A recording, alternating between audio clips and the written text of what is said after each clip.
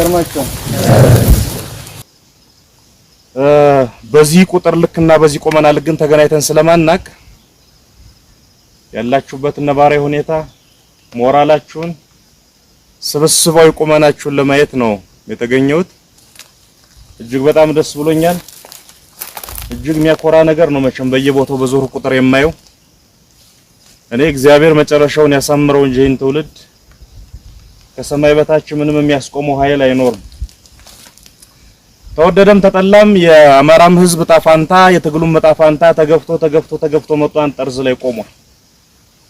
ይሄ ጠርዝ በጣም የሚያምር ግን አደገኛ ጠርዝ ነው። ካላወቅንበት ወደ ገደል እንገባለን።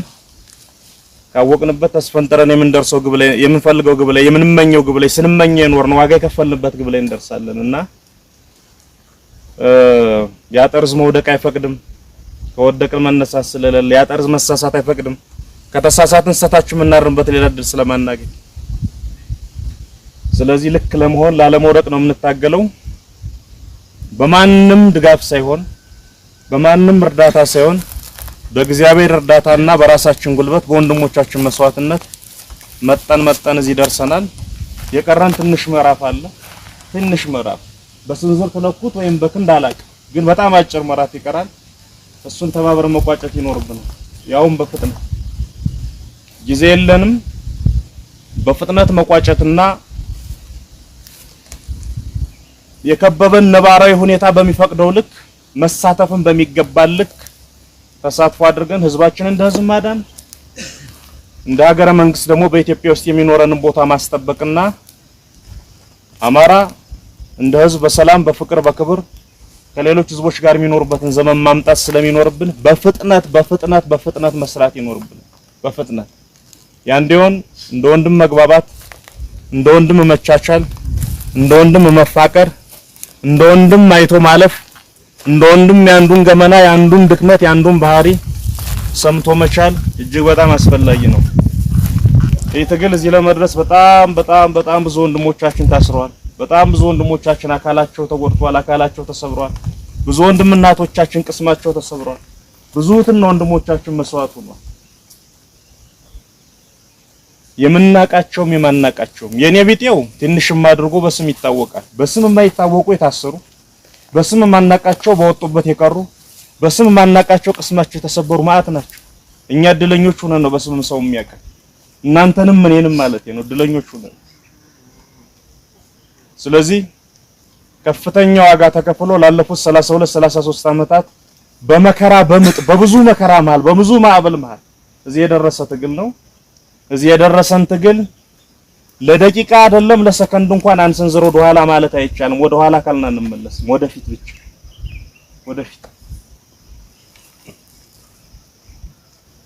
ወደፊት ተጉዘን ወደፊት ፈጥነን ወደፊት በርትተን ወደፊት ጸንተን የቀረችው ምዕራፍ መቋጨትና የድል ችቦችን መጨበጥ አስፈላጊ ነው። እሱን በቅርብ ማድረግ ይጠበቅብናል። ጠላት እየደከመ ነው። የሚቀረው ግን እንጥፍጣፊ ጉልበት አለ። እሱ መምጠጥ አለብን። መምጠጥ እኔ ሳይ ልሳሳት እችላለሁ። ብዙ ጊዜ ህዝብ የሚባለው ኃይል አንድ ስንፈት ወይም አንድ ድክመት በእጁ ያለውን ጉልበት የሚረዳ አይመስለኝም። ትልቁ ጉልበት ያለ ታንከ ተሸከሙት ይመስለዋል። ትልቁ ጉልበት ያለ መትረጊስ ዲሽቃ ውስጥ ይመስለዋል። ከእግዚአብሔር በታች ግን ዋናው ጉልበት ያለበት ትግል ውስጥ ህዝብ እጅ። ህዝብ ስራ እንኳን አልገባም ስራ አልሰራም ብሎ ቤት በመቀበጥ ብቻ መንግስትን ማውረድ የሚችል አቅም አለ። ያን ያክል አመት መቀስቀስና መጮህ ያስፈልግ የነበረው ህዝቡ ከስሩ እንዲነሳ ነው። እሱ ሆኗል። ይህን ቀስቅሰን ያስነሳነውን ህዝብ በስርዓት ማደራጀት በስርዓት መምራትና ግባችን ላይ ማድረስ ያስፈልጋል። መሰባሰብ እንዳማራ ላለ በመጥፋትና ባለመጥፋት ጠርዝ ላይ ለቆመ ህዝብ ግዴታ ነው። መደራጀት ግዴታ ነው። መታጠቅ የህልውና ጉዳይ ነው። መታኮስ የህልውና ጉዳይ ነው። ከዚህ መሳሪያ ውጭና ከክርስቶስ ውጭ ማንም አልደረሰልንም፣ ማንም አይደርስልንም። መድኃኒዓለምን ይዘን በዚህ ነው እዚህ ያደረስነው፣ በዚህ ነው የምናሸንፈው።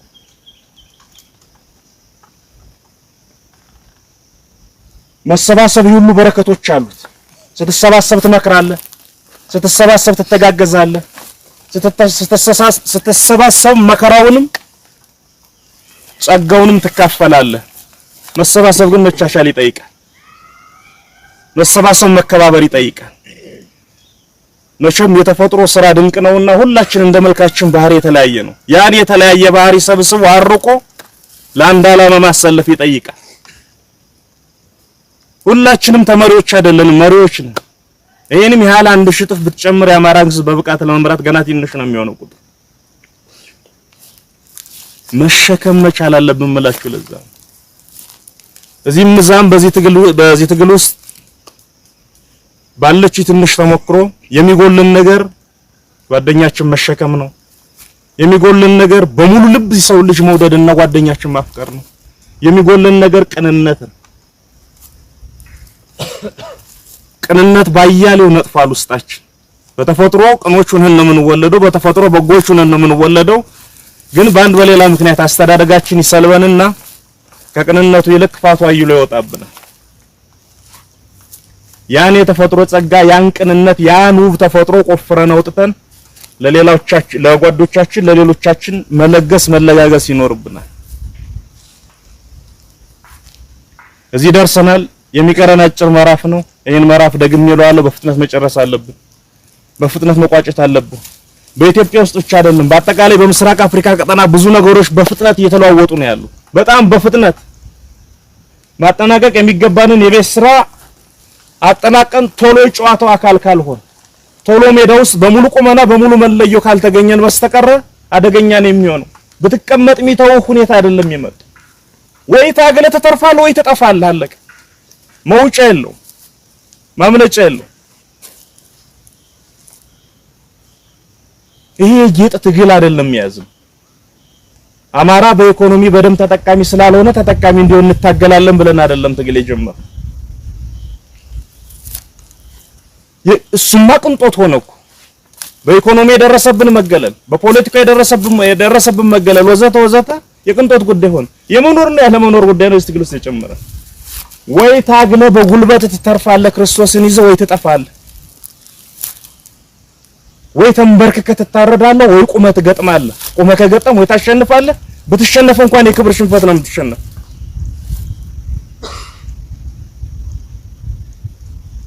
በዚህ ስሜት በዚህ ወኔ ተጉዘን ክብሩ ይስፋ ለአምላክና እዚህ ደርሰናል። የሚቀረን ነገር ግን አለ። የሚቀረን ነገር አለ። አሁንም መቀስቀስ፣ አሁንም ማደራጀት ማጥበቅ ያስፈልጋል። ሺህ ብትቀሰቅሱ እስከ ምጽአት እስከ ዓለም ፍጻሜ የሰው ልጅ ሙሉ አይነቃ። ያለ መሰልቸት ማንቃት ማንቋቋት ያስፈልጋል።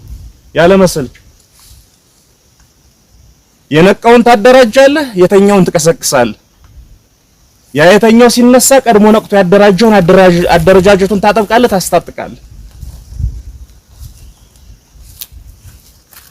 ማሰሪያው ግን ልብ ነው። የምር መቁረጥ፣ የምር የዓላማ ሰው መሆን፣ የምር ለዓላማ ታማኝ መሆን። ትግል ምኑም አይጥምም። ይኸው በጠራራ ፀሐይ እንኳን እዚህ ባህር ዛፍ ስራ አስቀምጦናል አይደለ? ግን በጣም ለሚጣፍጥ ዓላማ የምናደርገው የምንከፍለው መስዋዕትነት ስለሆነ ችለነው በዚህ መልኩ እንወያያለን። መሰልቸት ሊኖር ይችላል። የስሜት ከፍታና ዝቅታ በየቀኑ ሊኖር ይችላል። እሱም መቋቋም ሰው የሚታገለው ከሶስት ነገር ጋር ነው አይደለ? በትግል ውስጥ አንደኛ ከራሱ ጋር ከውስጡ ጋር፣ ሁለተኛ ከጓዱ ጋር፣ ሶስተኛ ከጠላት ጋር ነው የሚታገለው። ትልቁ ጠላት ከውስጣችን ጋር የምናደርገው ውስጣችን ያለው ጠላት ይመስለኛል። መበርታት ያስፈልጋል። አንዳንድ ኃይሎች ለእኩይ ዓላማቸው እንኳን 30 ዓመት ታግለዋል። አንዳንድ ኃይሎች 35 ዓመት 50 ዓመት ታግለዋል። በቅርብ ተዋጋናቸው የምንላቸው የህወሓት ኃይሎች እንኳን 17 ዓመት ታግለዋል። ኧረ እንዲያውም አሁንም ትግል ውስጥ ነው ያሉት። እኛ የተቀደሰ ዓላማ ይዘን እኛ አንድን ህዝብ ከምድረ ገጽ እንዳይጠፋ በሚደረግ ትግል ውስጥ እየተሳተፍን በሙሉ ልባችን፣ በሙሉ ወኔያችን፣ በሙሉ ግርማ ሞገሳችን ነው ትግል ውስጥ ልንገባ የሚገባ። በምድር ላይ በግማሽ ልብ ተሰርቶ ስኬታማ የሆነ ስራ የለም። ወይ የምርን ሰርተው ውጤታማ ትሆናለህ፣ አለዛ በግማሽ ልብ ዳክሮ ወደ ኋላ ትመለሳለህ። የምርን ያዝ። ስሜትህን ይፈትንሃል፣ አካላዊ ቻሌንጅ ይፈትንሃል፣ ስነ ልቦናዊ ጠውረዱ ይፈትንሃል። ሁሉንም ፈተና ግን መቋቋም ይቻላል። በዚህ ምድር ላይ ለውጥ ለመፍጠር ሰው ሆኖ መፈጠር ብቻውን በቂ ነው። ጤናማ አእምሮ፣ ጤናማ አካል መኖር ብቻውን በቂ ነው። የዓለምን ታሪክ የቀየሩ ሰዎች እኔ እናንተን እኮ ያክሉን ቢደመሩ በጣም ውስን ሰዎች ናቸው። ከአዳምና ሔዋን በኋላ በጣም ውስን፣ በሳይንሱም በፖለቲካውም ዓለምን መልኩን የቀየሩ ሰዎች በቁጥር ትንሽ ናቸው። የተለዩ ፍጥረቶች ሆነው ተፈጥረው አይደለም፣ እንደሚችሉ ውስጣቸውን ያሳመኑ ማድረግ እንደሚችሉ ለራሳቸው የነገሩ እናንተና እኔ በውስጣችን እንዳለ ያልተገነዘብነው ኃይል እንዳላቸው ያወቁ ሰዎች ናቸው። ዓለምን በበጎም በጥሩ ምስቅልቅሉን አወጣው አሁን ያለውን ቅርጽና አሁን ያለውን መልክ የሰጡ ተራ ሰዎች አይደለንም። ትልቅ ዓላማ ነው ያለን። ለትልቅ ዓላማ እዚህ ተገናኝተናል። በዚህ ቅጽበት የትልቅ ዓላማ ሰዎች መሆን አለብን። በዛው ልክ ብሄም ማድረግ በዛው ልክ የሚታይ አቻ ባህሪ ያስፈልገናል። ስነ ምግባር ዲሲፕሊን ያስፈልገናል።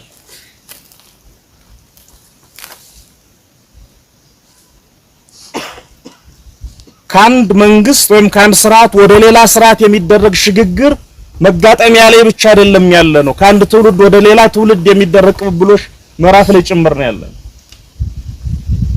በጣም ጥንቃቄ፣ በጣም ወደ ሰፊነት፣ በጣም ማስተዋል የሚጠይቅ ምዕራፍ ላይ ነው ያለ። መመካከር ታጋሽሙ ከታናሻችን መምከር፣ ከታላቃችን መምከር፣ ካኩያችን መምከር ምን ይሻላል ማለት እንዲያደረግን እንደሆን እግዚአብሔር አግዞን እዚህ ያደረስነውን ትግል በቅርቡ በቅጡ ቋጭተነው ይሄ አሳረኛ ይመከረኛ ህዝብ ያ አሳረኛ አርፎ የማያውቅ ባንዲራ የሚያርፉበት ዘመን ይመጣል ማለት ነው። በእርግጠኝነት እሱ እናደርጋለን። የሚጠበቀው ራሳችን የበለጠ ማጥበቅ፣ አላማችን በዚህ ዘመን ከሆነ ማቀፍ፣ አስፈላጊ ከሆነ ነክሶ መያዝ፣ መጽናት የሚጎለን እሱ ነው። በቅጽበት የተሰራ ምንም ነገር የለም። ታስቦ ታቅዶ ረጅም ጊዜ ወስዶ ተተግብሮ ነው ጫፍ ላይ የሚደረስ። እንዳልኋችሁ የትግል ከባድ ነው። በተለምዶ እንደሚባለው የትግል በጣም መራር ነው። ትናንት አብሮ የነበረ ጓድህን ታጣለህ። ትናንት እንዳንተ ሲሮጥ የነበረ ጓድህ አካሉን ሲያጣ ታያለህ። ባንተ በቤተሰቦች በዙሪያ ላይ ብዙ ነገር ሲደርስ ታያለህ። ብዙ እንግልት አለ። ሌላው ሁሉ ይቅር። በዚህ መከረኛና ሳረኛ ዘመን ባንፈጠር የዚህ መከረኛ ህዝብ ልጆች ባንሆን በዚህ ሰዓት እዚህ እንቀመጥ ነበር? በዚህ አኳን እንገናኝ ነበር? በፍጹም። አንዳንዶቻችን ትምህርት ቤት ነን፣ አንዳንዶቻችን ተማሪ ነን፣ አንዳንዶቻችን አስተማሪ ነን፣ አንዳንዶቻችን ፖሊሶች ነን፣ አንዳንዶቻችን ወታደሮች ነን። የተወሰነዎች ጥሩ ፈለጋችሁ ነው የሥራ ዘርፍ አርሶ አደሮችም ነን። መከራ አሳር የጥፋት አዋጅ ነው በዚህ ልክ የሰበሰበ። የጀመረውን ማይጨርስ ወንድ ልጅ ደግሞ ባይወለድ ነው የሚሻል። ጀምረናል፣ እዚህ አድርሰናል፣ ወደድንም ጠላንም እንጨርሳታለን፣ እንፈጽማታለን። አይደለም እንዴ? አላችሁ። ስለዚህ በርቱ፣ እንበርታ። የታሪክ አካል የሚሆነው እንዲህ ነው። በነገራችሁ በትምህርት ቤት የተማራችሁ ካላችሁ፣ በምድጃ ወግም ታሪክ የሰማችሁ ካላችሁ፣ እንሰማለን፣ ስንሰማን ያደግነው መጽሐፍ ላይ የጀግኖችን ታሪክ ያነበባችሁ ካላችሁ በምንም ታምራ አይደለም የዛ ታሪክ አካል ሆኖ ስማቸው ተጽፎ ስማቸውም በዘፈኑም ግጥም በቀረርቶ በምኑም ስማቸው የሚነሳው በዚህ መልኩ ተሳትፈው ነው። አንዳንዶች ምናልባትም በዚህ ልክ ዋጋ ያልከፈሉ ሁሉ ይሆናል። ታሪክ የሚጻፈው በዚህ መልኩ ነው። የታሪክ አካል የሚሆነው በዚህ መልኩ ነው። ጠላት የሚመራውን ቢጣፍጠው ማውን የታሪክ አካል ሆነና የጀመርነውን ውብ ታሪክ አገባደነዋል፣ አሳምረን እንጨርሰዋል። ለዛ ሁላችንም መዘጋጀት መቻል አለብን። እኔ ከእስር ቤት ወጥቼ መራዊ ከተማ ስቴዲየም ላይ የነበራችሁ ትኖራላችሁ። አቀባበል ተደርጎ ወደዛ እየሄድኩ ጎዳናውን የሞላ ማት ወጣት ያለውና አንድ ጥያቄ ወደ አእምሮዬ እየመጣ ነበር። ይሄን ያክል ወጣት ይዘን ነው እንዴ እስካሁን ባሪያ ይሆን ነው? ሰው እንዴት እሱም በሚመስል መሰል ፍጡር ነፃነቱን ተነጥቆ ይኖራል? ሞተ ይሻላል።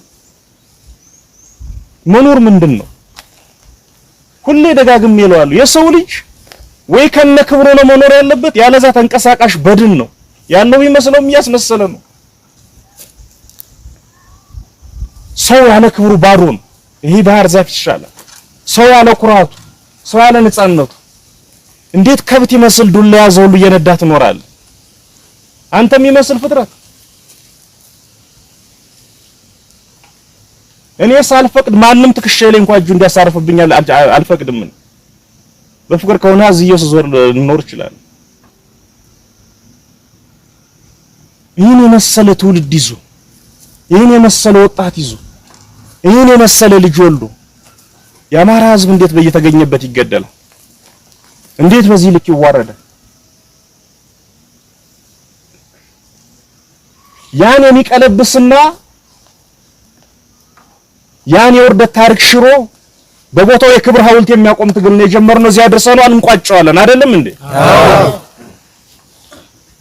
ለሱ መዘጋጀት አለብን። ዘላለም ዓለም ጉሬዛ ይመስል ባህር ዛፍ ለባህር ዛፍ ልንዞር አንችልም። ራሳችንን እናዘጋጅ። በቅርብ መቋጨት ያለብን ትግል እንቋጫለን። በብዙ ቦታዎች እየዞር ወንድሞቻችን መሰል ወንድሞቻችን ጋር የተገናኘን የተመካከርን ያለን ራሳችንን አዘጋጅ። ምንኖር ከሆነ ከነ ክብራችን እንኖራለን። ምንኖር ከሆነ ከነ ሃይማኖታችን እንኖራለን። ምንኖር ከሆነ እንደ ሰው ቁመን እንሄዳለን። ማንኖር ከሆነ ተንበርክከን ከምንኖረው ቁመን ገጥመን እንሞታለን። ፍርሃትን ያወረሱ እናት አባቶች አይደሉም ያሉ። ሽሽትን ያወረሱ እናት አባቶች፣ አያቶች፣ ቅድመ አያቶች አይደሉም ያሉ። የ99 ግራዝማች ልጅ ነኝ እያልህ እየፎከርክ እዚህ ከምናምን የመጣ ኃይል በዚህ ልክ ከተጫወተብህ ምኑን የግራዝማች ዘር ሆንከው? ግራዝማችነት ዝም ብሎ አልተገኘም፣ ዝም ብሎ አይመጣም። የዘመኑ ግራዝማች መሆን ነው ወጥ። በድጋሜ ደስ ብሎኛል ስለተያየን። እንዳልኋችሁ ነው እናንተ በጣም ቅርብ ነበርኩ፣ ቅርብም ነኝ። ደጋግመን የምንገናኝበት አጋጣሚ ይኖራል። በቅርብም በዛ አጋጣሚ ብዙ ነገሮች እናነሳንጥል ይሆናል። ሌሎች ነገሮችን ከአመራሮቻችሁ ጋር እናወራለን። በጣም አመሰግናለሁ።